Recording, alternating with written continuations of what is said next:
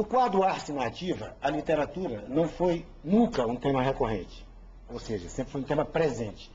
E hoje não poderia ser diferente.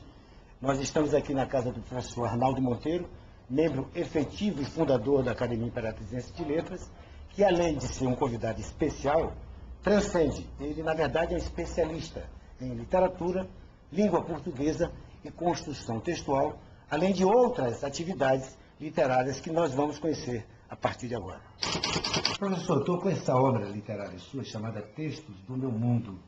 O senhor já escreveu 2 livros, infinitas crônicas e inúmeras palestras. Eu, na verdade, pelo que eu tenho acompanhado da sua vida literária, me parece mais que o senhor é um geriatra da língua portuguesa, da nossa língua mãe. Por que não ser um pediatra em função dessa hecatombe que está acontecendo na construção dos novos textos no Brasil? Eu diria que eu me coloco nos 2 extremos colocados por você. O geriatra e também o pediatra. Preocupa-me muito mais, no momento, em ser o pediatra mesmo. Aquele que tenta preservar, resgatar os valores da nossa língua, que hoje caíram assim num certo relativismo daquela concepção de que tudo é válido. Essa banalização ela é evidente. Televisão, rádio, livros mesmo escritos, enfim, na multimídia como um todo. O senhor teria uma solução para isso? Eu repetiria aqui uma entrevista de Pasquale Cipo Neto, quando alguém o questionou sobre o ser dramático que está nele, consultor da Rede Globo para Ações de Língua Portuguesa, e ele pediu aos colegas que, ao invés de tantas críticas à língua portuguesa, ainda preservada no contexto da sua historicidade, que eles estudassem o idioma, jogassem a preguiça de lado e estudassem o idioma. Eu acho que é exatamente isto que falta. Quais são os textos do seu mundo? Seria a minha forma particular de ver o mundo que eu queria ver. E qual seria o mundo que o senhor queria ver? Seria um mundo em que houvesse uma valorização do conhecimento, houvesse mais justiça social, houvesse uma realidade menos cruel. E aí está o mundo que eu queria. Um mundo em que a realidade fosse menos cruel e mais justa para com todas as pessoas, para com todos os seres humanos. O que é que nós vemos no nosso país? Nós vemos no nosso país pessoas de um potencial extraordinário, sem condições de ter uma vida digna, sem condições de estar entre nós com outras pessoas que não têm contribuições dadas à sociedade e, no entanto, desfrutam de tudo aquilo que há de melhor no mundo que está aí. Como eu falei no começo, eu lhe considero um geriatra e até mesmo um pediatra da língua portuguesa. Qual seria o remédio para a gente combater tantos desmazelos? Nós teremos de começar pela família. A família migrou de uma relação coercitiva dentro de casa para uma relação que deveria ser democrática.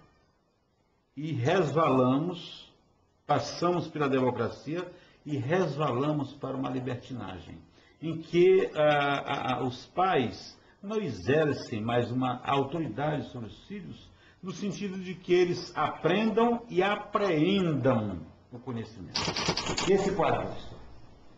Este quadro é a última estrofe de um poema meu, dedicado às mães, com o título de Mãe em 4 atos. Mamãe, és o meu porto seguro, e eu, um viajante sem norte e sem rumo. Por isso sofres o meu sofrimento, e eu, imaturo ainda, insisto em cometer loucuras, que sangram-te a alma, arrebentam-te por dentro, e tu te tornas toda lamento. Mas nunca desistes desta guerra aguerrida, de oferecer-te por completo para preservar a minha vida. O intelectual, ele olha o mundo de forma diferente. Ele não precisa estar todo o tempo de toga e de terno, porque o terno é ele mesmo. O terno, a elegância dele está no cérebro, no conhecimento que ele armazenou. Porque o conhecimento é que transforma o homem e o transforma em ser pensante. Professor, negar a modernidade, obviamente, é uma loucura. Nós nunca, o ser humano jamais pode negar e jamais poderá negar a modernidade. Qual a sua relação com essa novidade eletrônica chamada internet? Eu acho que muitas pessoas entraram num mundo que deveria ser ocupado por pessoas sábias, por pessoas que detêm conhecimento, para criar sites confiáveis, para oferecer às pessoas que usam a internet, entendeu? Subsídios para a evolução, a pesquisa, a busca do conhecimento no veículo, né, internet. E essas pessoas, hoje, o próprio jovem, ele não sabe diferenciar o que é um site confiável, que são poucos, nesse universo enorme que nós temos aí de sites não confiáveis. Inexplicável e ilógico é o amor. Impossível compreendê-lo, edificante vivenciá-lo. Mas tu, minha mãe, tornaste-o por mim filosofia da tua vida. Logo, te confundes com o próprio amor. És, portanto, o meu mito, a água fresca para os meus suplícios. Só não entendo a lógica de tantos sacrifícios. Contudo, como és o amor, amo-te, mamãe. Esperamos todos vocês na quarta semana Imperatriz do Livro e que nós possamos ali usufruir, né, de bons conhecimentos, ouvir boas palestras e ter esse crescimento em todo sentido, em sentido vertical e em sentido horizontal. Boa tarde.